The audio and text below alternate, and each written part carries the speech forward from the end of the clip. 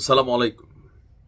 আওয়ামী লীগ ফিরবে, ভয়ঙ্কর রূপে ফিরবে, এরকম প্রচারণা প্রতিনিয়ত সোশ্যাল মিডিয়া প্ল্যাটফর্মে আমরা দেখছি। কারণ আওয়ামী লীগের নেতাকর্মীরা মনে করে ৫ই আগস্টের যে আন্দোলন ছিল বা যে সরকার পতন ঘটেছে সেটা কোনো ছাত্র আন্দোলন ছিল না। It was a meticulous designed by doctor Muhammad Yunus অথবা ছাত্রদের মধ্যে মাহফুজ থেকে শুরু করে অনেকের বিরুদ্ধে কিন্তু শেখ হাসিনা এখনো তার বিভিন্ন ফোন কলে বা অডিও বার্তায় তাদের উপর দোষারোপ করছেন।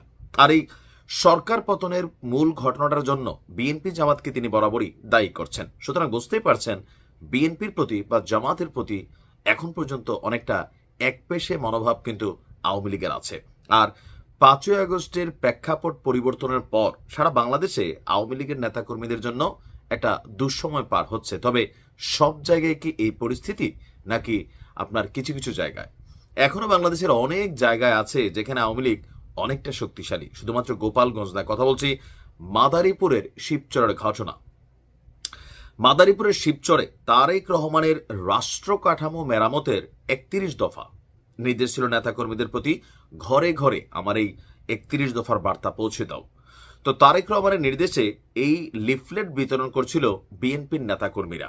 আর এক পর্যায়ে সেখানে বিএনপির নেতাকর্মীদের উপর জয় বাংলায় স্লোগান দিয়ে আপনার ব্যাপক হামলা চালিয়েছে স্থানীয় যারা আওয়ামী লীগের অনুসারীরা আছেন। আর এই হামলায় অন্তত ২০ জন আহত হয়েছেন। গত পরশুদিন সোমবার রাত ৮টার দিকে শিবচরের চর শ্যামাইল এলাকার পৌরভবন ২-এর কাছে এই ঘটনাটি ঘটেছে। আহতদের এই মুহূর্তে শিবচর উপজেলা স্বাস্থ্য কমপ্লেক্সে ভর্তি করা হয়েছে। প্রত্যক্ষদর্শী এবং বিএনপির ভাষ্য, সন্ধ্যার দিকে মাদারীপুর ১ আসনে মনোনয়ন প্রত্যাশী বিএনপি নেতা সাজ্জাদ হোসেন লাভলু ওনার অনুসারীরা এই লিফলেট বিতরণ করতে বের হয়েছিল। তারা পৌরসভার চরশ্যামাইল এলাকায় লিফলেট বিতরণকালে শিবচর ইউনিয়ন পরিষদের সাবেক চেয়ারম্যান আওয়ামী লীগ নেতা বাবুল ফকিরের ছেলে ছাত্রলীগ নেতা সুমন ফকিরের সঙ্গে বিএনপি নেতাকর্মীদের কথা কাটাকাটি হয়। এক পর্যায়ে জয় বাংলায় স্লোগান দিয়ে দেশীয় অস্ত্র নিয়ে আপনার লিফলেট বিতরণকারীদেরকে সেখানে হামলার শিকার করা হয়। এই সময় বেশ কয়েকটি মোটরসাইকেল বিএনপির ভাঙচুর করা হয়। খবর পেয়ে শিবচর থানা পুলিশ গিয়ে পরিস্থিতি নিয়ন্ত্রণে আনে। গুরুতর আপনার এই টোটাল ২০ জনের মধ্যে ৪ জন, তাদের আবার উন্নত চিকিৎসার জন্য ঢাকাতেও পাঠানো হয়েছে। ভুক্তভোগীদের বক্তব্য যে চরশ্যামাইল এলাকার কাজীর দোকান নামক স্থানে পৌঁছালে আওয়ামী লীগ নেতা বাবুল ফকিরের ছেলে সুমন ফকিরের নেতৃত্বে শতাধিক মানুষ দেশীয় অস্ত্রশস্ত্র নিয়ে তাদের উপর হামলা চালায়। পরিস্থিতি ভয়ানক ছিল, মোটরসাইকেল ভাঙচুর করা হয়েছিল, প্রাণ বাঁচাতে অনেকে খালে বিলেও ঝাঁপ দিয়েছিলেন। ছাত্রলীগ নেতা সুমন ফকিরের বিরুদ্ধে এই অভিযোগ যখন এসেছে তার ব্যক্তিগত নাম্বারে গণমাধ্যম থেকে ফোন দেওয়া হয়। আর স্থানীয় আওয়ামী লীগ নেতাদের সাথেও চেষ্টা করেও তাদের সাথে যোগাযোগ করা যায়নি। ওসি বলছেন যে অভিযোগ পেলে মামলা নেওয়া হবে। এখন এই ঘটনাগুলোর রিয়াকশন কি?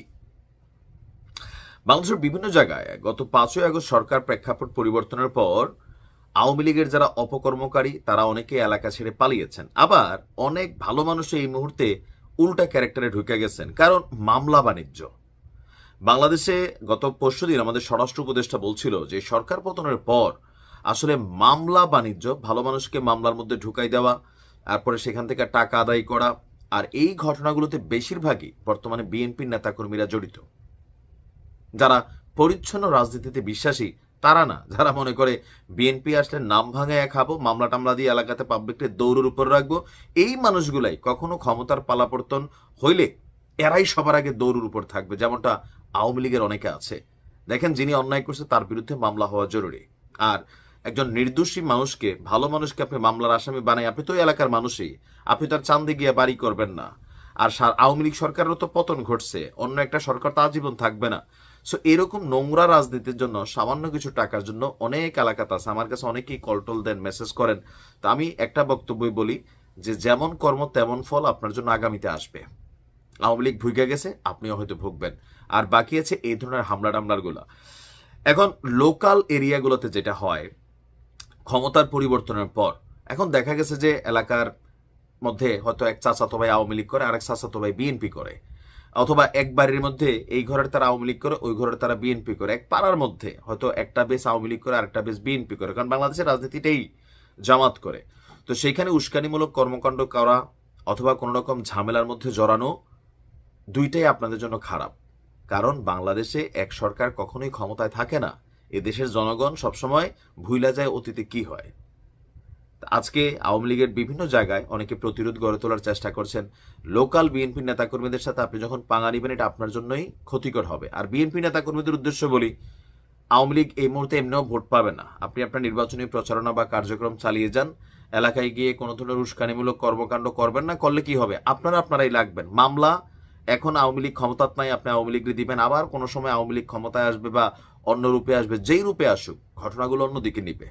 এই যে 20 জন মানুষ আহত হয়েছেন, 5 জন মারাত্মক আহত হয়েছেন, একটা জীবন ঝইড়া গেলে আপনি বুঝতে পারতেছেন এখানে কতগুলা মানুষ বিপদে পড়বে।